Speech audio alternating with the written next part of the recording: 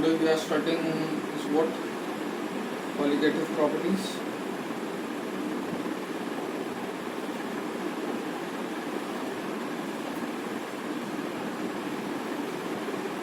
अगर मैं आपको क्लियर कट एक लाइन में बताऊं then what are the qualitative properties, so these are the properties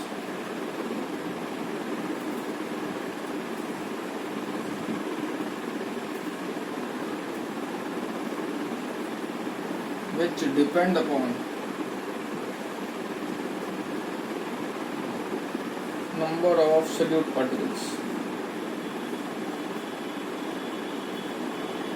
These are the properties which depends upon number of solute particles. अब ये basically होती हैं चार तरीके की.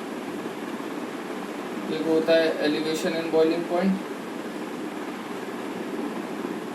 एक होता है डिप्रेशन इन फ्रीजिंग पॉइंट. ये अप्रॉक्सीमेटली सेम है, दोनों फार्मूलाज इनके सेम आएंगे. तो आप एक समझ लोगे तो दूसरी भी बहुत आसानी से समझ में आ जाएगी. Elevation in boiling point, depression in freezing point. Third is what? Osmotic pressure. And the last is relative lowering of vapour pressure, RLVP, है ना. तो ये चार प्रॉपर्टीज डिस्कस करने से पहले मैं आपको एक वांट ऑफ फैक्टर बताना चाहूँगा, then we will start the qualitative properties. Okay, so what is want of factor?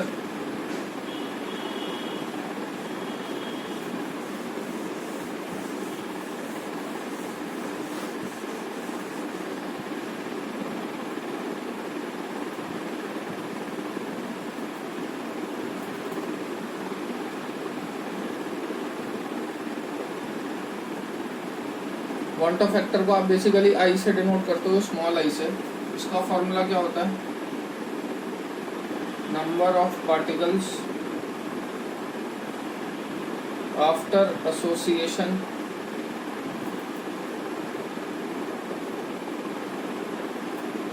or dissociation divided by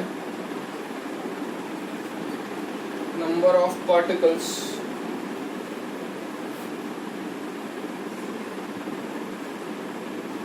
before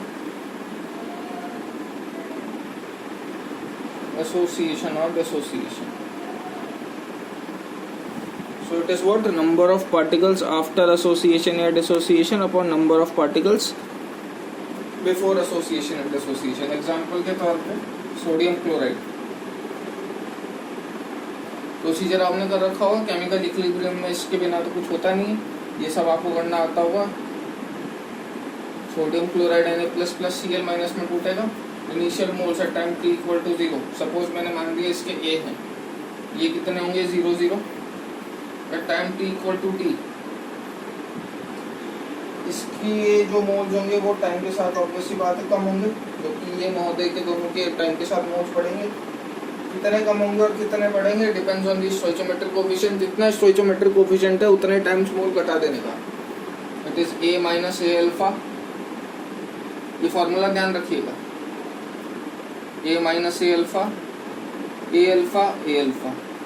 What are the total number of moles here? ये before dissociation थे A, ये after dissociation है A minus A alpha plus A alpha plus A alpha. What are the total number of moles after dissociation? Moles ऊपर लिख देते हैं, चलो, है ना. ध्यान रखना after upon before का रेशो होता है ना.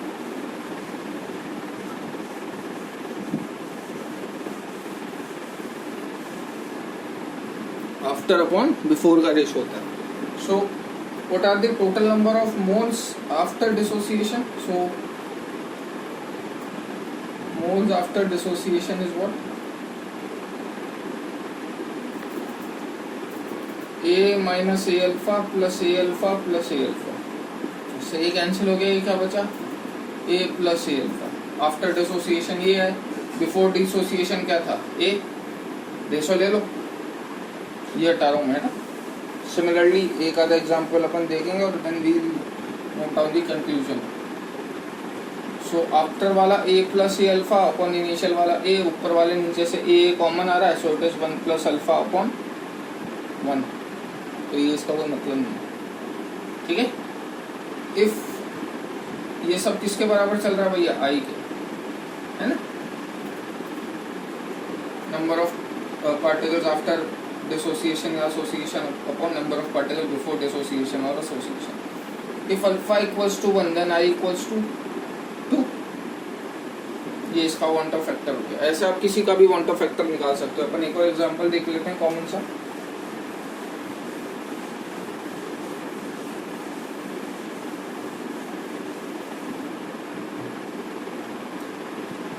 सपोज वो AlCl3 तोड़ रहा है, AlCl3 क्या में टूटेगा, Al+3+3Cl-, सेम प्रोसीजर है ना। टाइम t इक्वल टू 0 पे A 0 0, time t equal to t पे A माइनस A अल्फा, जितना स्टोइचोमेट्रिक कोएफिशिएंट है उतना A अल्फा बना खत्म कर दो और प्रोडक्ट साइड में उतना ही A अल्फा बना दो। इसका कितना A अल्फा, इसका कितना बनेगा 3A alpha. What are the number of moles after dissociation? It is A minus A alpha plus A alpha plus 3A alpha। इससे ये कैंसिल हो गया, A कॉमन ले ले। बिफोर कितने थे, आफ्टर कितने हो गए A plus 3A alpha. Before कितने थे A, अगेन A कॉमन ले लो, it is 1 plus 3 alpha. Alpha equals to 1 then I equal to what 4। ठीक है, कुल मिला के इसकी बात क्या हो जाती है। अब बार बार मैं इतना बड़ा प्रोसीजर कर देंगे बैठूंगा, मैं आपको एक सिंपल सी ट्रिक बता देता हूँ जिससे आप किसी का भी आई फाइंड आउट कर सकते हो। ठीक है ना, डिसोसिएशन का ऐसे होगा, एसोसिएशन का भी बात करें सो होपफुली इसमें कोई दिक्कत नहीं होगी। इसका एक जनरल फार्मूला बन जाता है बच्चों। AlCl3 का I4 आया, देखो जनरल फार्मूला बता देता हूँ। I equal to 1 plus n-1 into alpha. n क्या होता है, जितने नंबर ऑफ पार्टिकल्स में वो टूट रहा है। जैसे AlCl3 था, ये कटायन और एनायन का जो रेशो है वो जोड़ दो। कटायन एनायन का जो रेशो है वो जोड़ दो। कटायन कितना है, एल्यूमिनियम, एनायन कौन है, क्लोरीन। कटायन नंबर में कितना है 1, एनायन नंबर में कितना है 3, n वही नंबर का रेशो, वही नंबर का सम है सॉरी। तो कटायन और एनायन का सम कितना आ गया, एल्यूमिनियम 1, क्लोरीन 3। कटायन एनायन का सम कितना आ गया 4, पुट कर दो। 1 plus 4 minus 1 into alpha, 1 plus 3 alpha, यहाँ पे वही आ रहा है। ठीक है, NaCl में वो नंबर कितना आता, NaCl में वो नंबर कितना आता, कैटायन एनायन का रेशो क्या है 2। रेशो क्या है, सॉरी बार बार रेशो बोल रहा हूँ ना। कैटायन एनायन का सम क्या है 2, तो it is 1 plus 2 minus 1 into alpha. ये कितना आ गया 1 प्लस अल्फा। पलट के देख लेना, NaCl का यही आ रहा होगा 1 प्लस अल्फा। यहाँ पे पुट कर दो, if alpha equals to 1 then I equals to 2। अल्फा क्या होता है, अल्फा क्या होता है, डिग्री ऑफ डिसोसिएशन।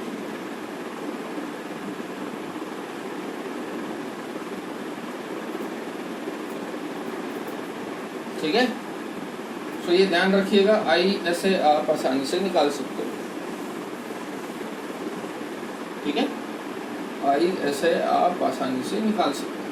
तो ये डिसोसिएशन के केस का शॉर्टकट फार्मूला हो गया। व्हाट इफ एसोसिएशन हो रहा हो। एसोसिएशन क्या होता है, डिसोसिएशन क्या होता है, जब एक particle n number of particle में टूट जाए। जैसे AlCl3 4 में टूट रहा था, 1 एल्यूमिनियम 3 क्लोरीन। एसोसिएशन क्या होता है, n नंबर ऑफ पार्टिकल जुड़ के एक बना ले। जैसे 2A gives A2,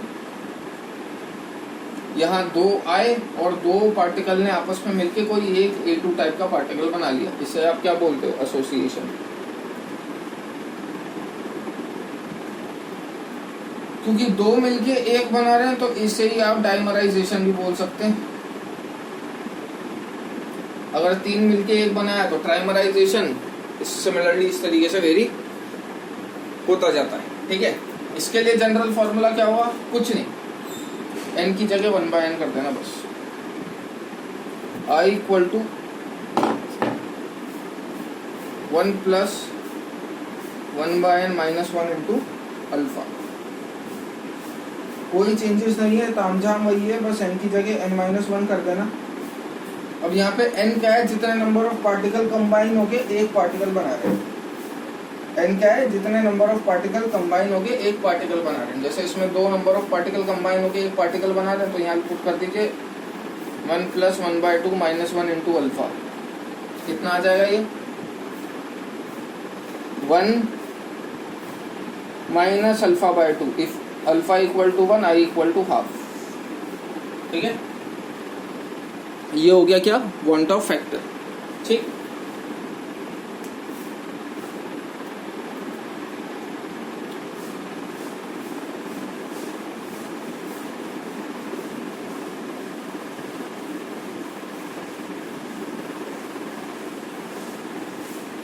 अब नेक्स्ट मैं बात करूंगा किसकी, कॉलिगेटिव प्रॉपर्टीज की। कॉलिगेटिव प्रॉपर्टीज में मैं सबसे पहले बात करूंगा एलिवेशन इन बॉइलिंग पॉइंट, है ना। सबसे पहली बात तो colligative properties depend upon number of solute particle, और यहाँ पे जो आप सोल्यूट पार्टिकल लेते हो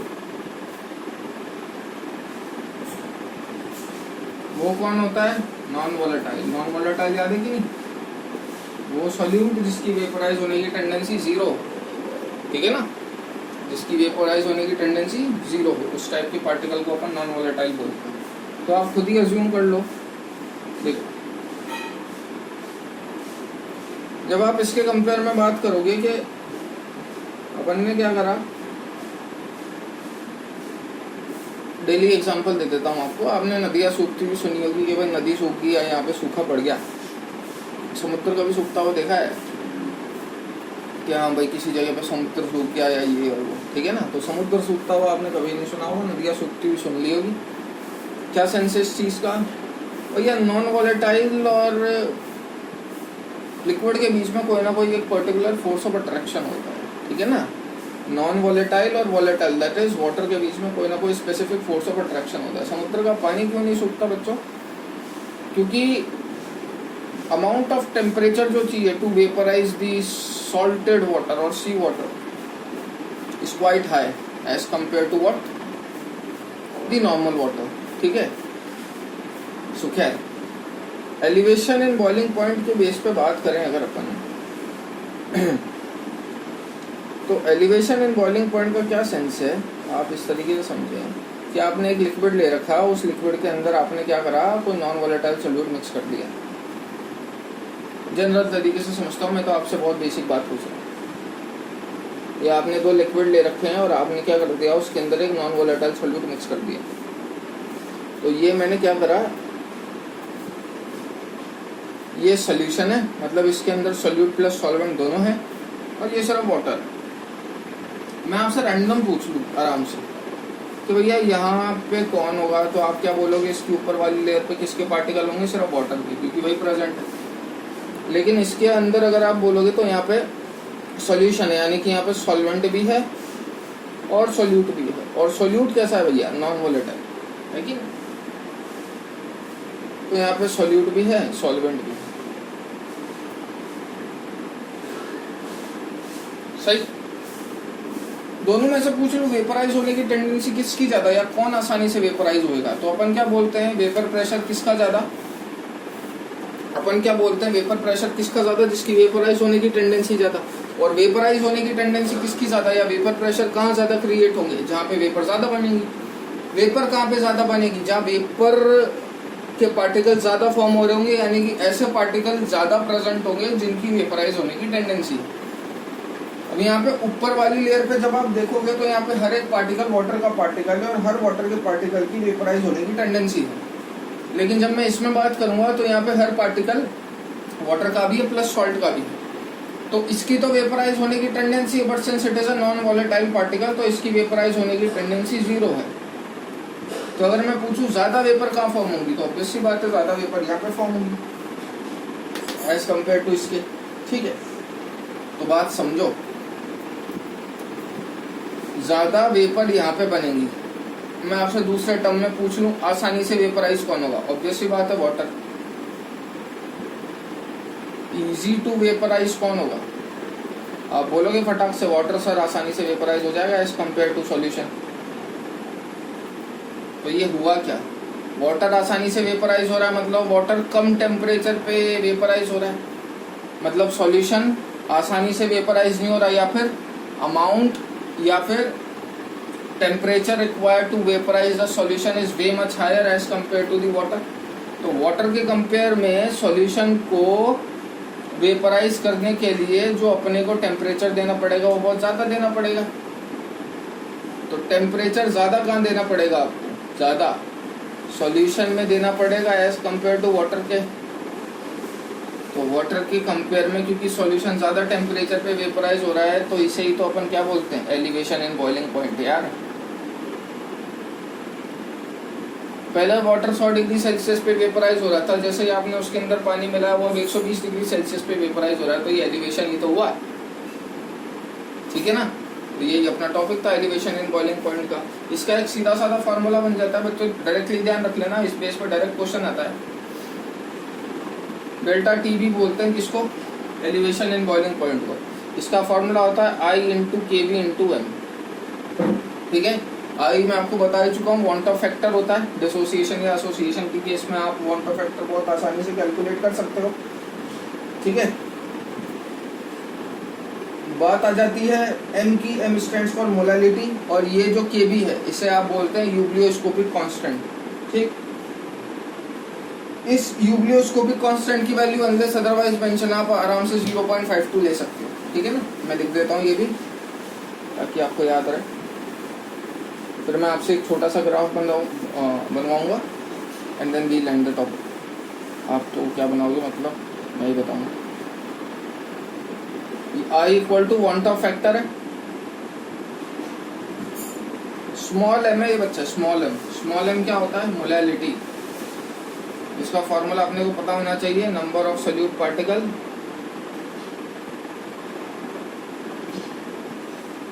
number of moles of solute particle upon mass of solvent in kg. Kb क्या होता है, यूब्लियोस्कोपिक। वो इसमें से कुछ भी पूछ सकता है, वो आपसे नंबर ऑफ मोल्स को वेट बाय मोलर मास लगवा के कुछ भी पूछ ले, वो तो अपने को सब पता होना चाहिए। यूब्लियोस्कोपिक कांस्टेंट, इसका भी एक बाकायदा फार्मूला होता है फाइंड आउट करने का, बट आपको जरूरत नहीं है, आप तो 0.52 डायरेक्ट वैल्यू पुट कर देना, आ जाएगा। या तो दी होगी, नहीं तो ये वैल्यू पुट करके आंसर निकाल दीजिएगा, ठीक है। सो ये डेल्टा टी भी हो गया। अब रैंडम बात बताओ, एलिवेशन इन बॉइलिंग पॉइंट की बात करते हैं बिल्कुल, ठीक है ना। ये वो टर्म्स थी आई into K B into M, आपको डायरेक्टली ध्यान रखता है। मैं अभी ग्राफ प्लॉट करवा रहा हूँ भैया, ग्राफ ध्यान से देखिएगा।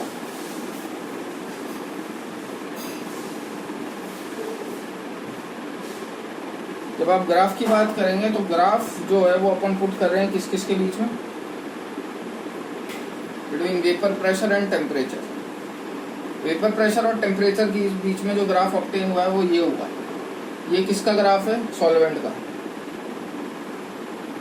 वेपर प्रेशर और टेम्परेचर के बीच में जो रिलेशन होता है वो कुछ इस तरीके से, जो आपका वेपर प्रेशर वो टेम्परेचर के साथ वेरी करता है।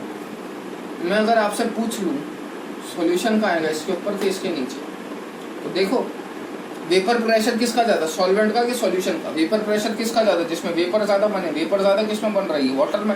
सॉल्यूशन में वेपर कम बन रही थी। क्यों कम बन रही थी, क्योंकि उसमें नॉन वॉलेटाइल सॉल्यूट था। अरे जब उसमें वेपर कम बन रही हैं तो उसका वेपर प्रेशर भी क्या होगा, कम। तो ऑब्वियस सी बात है सॉल्यूशन का वेपर प्रेशर क्या होगा, ये रहा। तो मैं आपको पहले भी बता चुका था कि जब भी अपन प्योर चीज़ की बात करते हैं तो प्योर को अपन नॉट से डिनोट करते हैं। तो वाटर क्या प्योर था, सॉल्यूशन तो कभी प्योर हो नहीं सकता। तो सपोज मैंने इस एक एटीएम प्रेशर पे, ठीक है, अपन स्टैंडर्ड प्रेशर की कंडीशंस रखते हैं जो आप 100 डिग्री सेल्सियस बोलते हो ना, बॉइलिंग पॉइंट ऑफ वाटर है वो एक एटीएम प्रेशर पे मेजर करा जाता है।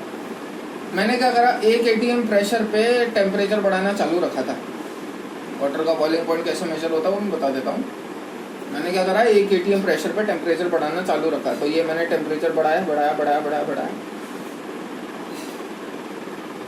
उसने इस सॉल्वेंट की लाइन को यहाँ काटा, मतलब ये यहाँ से वेपराइज होना चालू हुआ, वेपर बननी चालू हुई। इस पॉइंट पे मैंने टेम्परेचर मेजर कर लिया। ये आपका जो टेम्परेचर आएगा वो 100 डिग्री सेल्सियस आएगा, इसलिए आप है ना वाटर का बॉइलिंग पॉइंट 100 डिग्री सेल्सियस बोलते हैं। लेकिन मेरे को सॉल्यूशन का बॉइलिंग पॉइंट चाहिए था। वाटर का बॉइलिंग पॉइंट मेरे पास ऐसे आया, मेरे को सॉल्यूशन का बॉइलिंग पॉइंट चाहिए। कैसे नापोगे, किसी का भी बॉइलिंग पॉइंट नापना हो सीधे 1 एटीएम प्रेशर पे टेम्परेचर बढ़ाते जाओ, मेजर कर लो। जैसे 1 एटीएम प्रेशर पे मैंने सॉल्वेंट का टेम्परेचर बढ़ाता गया, वो इसको जिस पॉइंट पे काटा मैंने उस पॉइंट पे टेम्परेचर मेजर कर लिया 100 डिग्री सेल्सियस। इसी 1 एटीएम प्रेशर पे मैं वापस से सॉल्यूशन का बॉइलिंग पॉइंट मेजर करना, तो टेम्परेचर बढ़ाता जा रहा हूँ। ये उसको इस पॉइंट पे काटेगा, इस जगह आप टेम्परेचर मेजर कर लो। क्योंकि ये प्योर था तो मैं उसे बोल देता हूँ टी नॉट बी। सॉल्यूशन वाला तो कभी प्योर नहीं हो सकता, तो इसे आप बोल दो टी बी। अब इन दोनों के बीच के गैप को अपन क्या बोलेंगे, डेल्टा टी बी। अरे एलिवेशन इन बॉइलिंग पॉइंट हुआ कितना, पहले था इतना, अब हुआ इतना, तो एलिवेशन हुआ कितना, इतना, तो डेल्टा टी बी का फॉर्मूला क्या बन गया, टी बी बड़ा कि टी नॉट बी। तो अपन देख के बता सकते हैं आराम से, टी बी बड़ा है तो इट इज डेल्टा टी बराबर T B minus T not B. ये होता है आपका क्या, दो फार्मूले होते हैं, delta T B equals to T B minus T B not. हो सकता है वो ज़्यादातर केस में वो आपसे ये पूछता है क्या होता है ये बॉइलिंग पॉइंट ऑफ सोल्यूशन, ये क्या है boiling point of pure solvent. कहीं भी प्योर दिख जाए तो मतलब समझ जाना टी नॉट बी की वैल्यू दी गई। ये क्या है elevation in boiling point. Delta T B equal to i into K B into m से डेल्टा टी बी निकालो, उसमें unless otherwise mention T not B ले लेना 100 degree Celsius, unless otherwise mention T not B ले लेना 100 degree Celsius, ठीक है ना। तो वो delta T B i into K B into m से डेल्टा टी बी निकालो, उसमें टी नॉट बी ऐड करो, टी बी आ जाएगा, ठीक है। तो आज का सेशन यही एंड करते हैं, मोर देन सफिशिएंट इतना रिवाइज करें, कल इसी के बेस पर न्यूमेरिकल देखेंगे एंड रेस्ट क्वालिटेटिव प्रॉपर्टीज।